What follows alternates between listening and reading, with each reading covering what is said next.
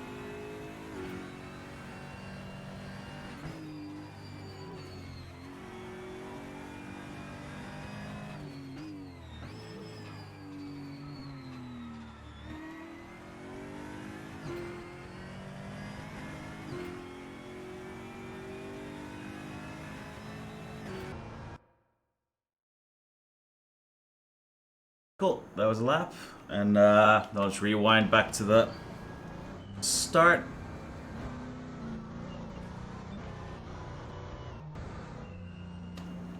I think that's it. Alright, so yeah, really fun car to drive, and settings-wise, I run it with the traction control off. That's the traction control setting 6 with the fixed setup. And brake bias, I think I'm at 52%. It can get a bit tricky if you go more rearward, so that's 52% front. And then the peak brake pressure, I think I put it to 95, but that depends a lot on your actual pedal settings. It's easy to lock it up if you have it 100% and decently sensitive pedal setup. But alright, so let's see. If it's a hot lap, of course, you start nice and wide here for a quick getaway for the lap.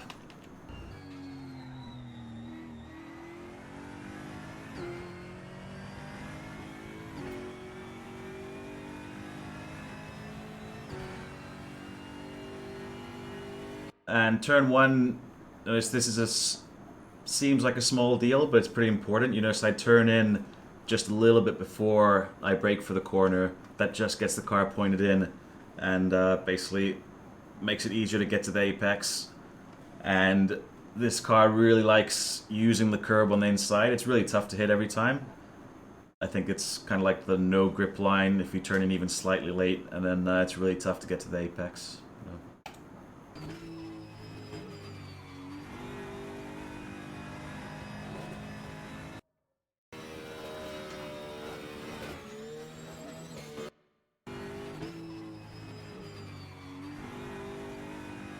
I'm just wondering if I even had it at full speed on the initial one.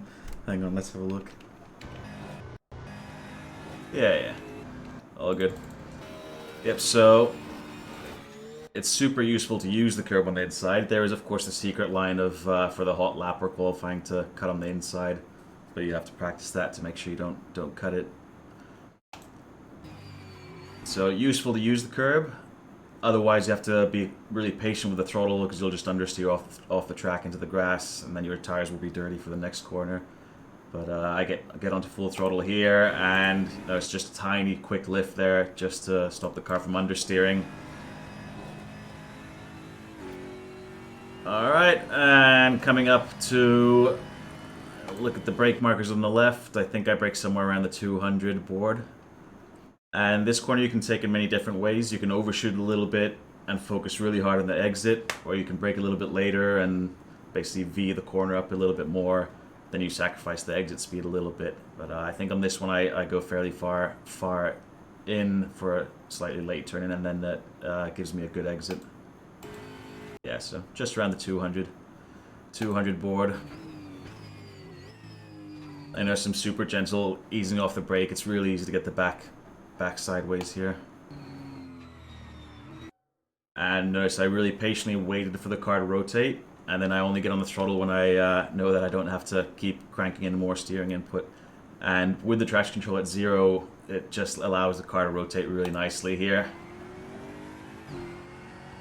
And with just a little bit of correction there. So I probably got on the throttle just a fraction too early.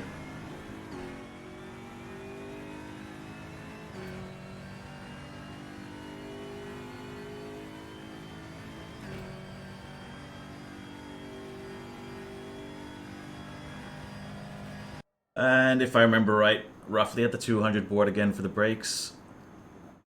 And this is an interesting sequence of corners coming up. You'll notice on the right-hander, there's really no need to, or on the exit you can really stay on the left because there's no need to get far to the right for the left-hander. And I'll explain a bit more later. But braking point's pretty important here, and you really do want to try to carry a lot of speed through the corner. Using the curb on the inside can help a little bit. Third gear. I didn't get the curve that time.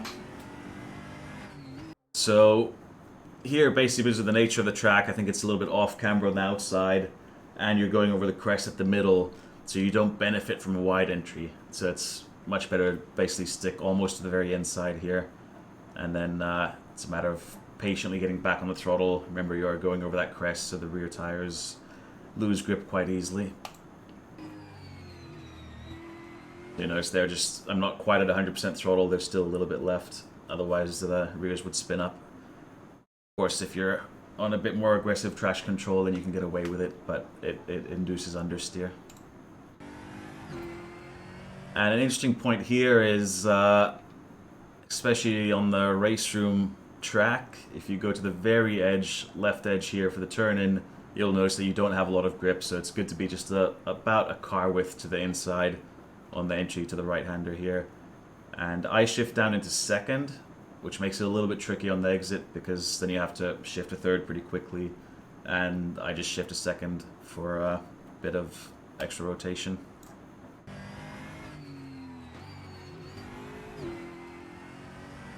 And while this is full throttle, it's super important just to be super smooth with the steering. It's really easy to have the back end step out if you're running no TC.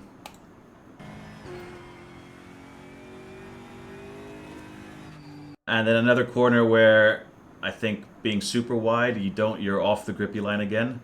On the Indy car, using the curb kind of helps, but it doesn't seem to work that well in this car. But you are wanting to get the car rotated nicely for the apex or before the apex, so that then you can really power out. Again, the apex, there's a bit of a crest, so the rear gets light, wants to step out. Or a little bit after the apex on the exit here. That's where the crest is. You notice the back steps out, slides, but a decent exit there.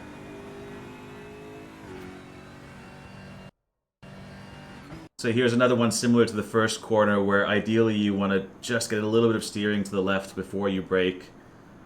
You get that rotation a little bit before you start slowing the car down. And I found in this car it was super easy to actually spin here if you're a little bit too aggressive with the inputs. But lots of speed ideally here. Another corner where you don't have to worry about, or the following corner actually, where you don't have to worry about getting far to the left. You can just carry a lot of speed through this corner.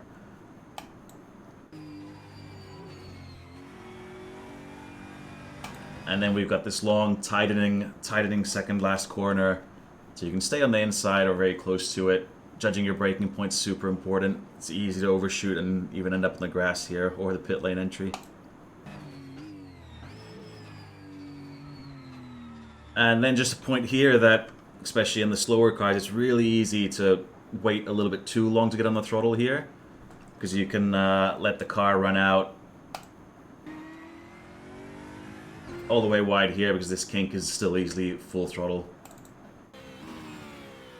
So it's easy. For example, instead of getting on the throttle here, you might wait until there, but then you've wasted a few tenths. For no reason, really. Cool. That was a lap. So, have fun. Cheers.